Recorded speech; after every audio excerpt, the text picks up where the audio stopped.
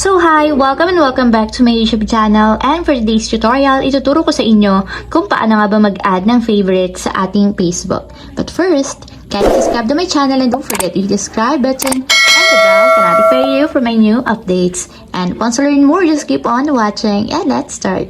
So ayan guys, for today's video, i-open lang natin ang ating Facebook app or yung ating Facebook account. And then, pagka-open guys, mula dito sa pinakang homepage, itap lang natin yung 3 horizontal lines na nandito sa upper right corner or yung menu ng ating Facebook. And then dito guys, sa menu, i-scroll up lang natin. And tap natin dito guys yung settings and privacy. So, dito sa settings and privacy, tap naman natin yung settings. And then, dito sa settings, i-scroll up lang ulit natin. And punta kayo dito guys sa section ng preferences. So, dito sa preferences, is itap nyo naman yung content preferences. So, dito naman, tap nyo guys yung favorites. So, once kasi guys na nag-add tayo ng friends sa ating favorites, sila yung mapaprioritize or mostly, sila yung lalabas sa ating newsfeed. Once na nag-post sila, nag-change or nag-upload ng mga photos sa Facebook.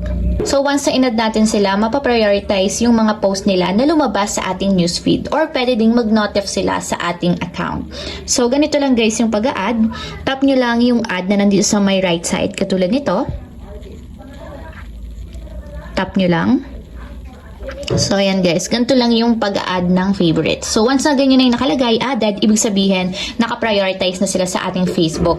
And once na mag-change sila or magpo-post, sila yung unang-unang lalabas sa ating newsfeed. So, ayun lang guys. Ganun lang kasimple kung paano nga ba mag-add ng favorites sa ating Facebook. If you have a question, can you comment down below. Don't forget to hit the subscribe button and the bell to notify you for my new updates. And thank you for watching!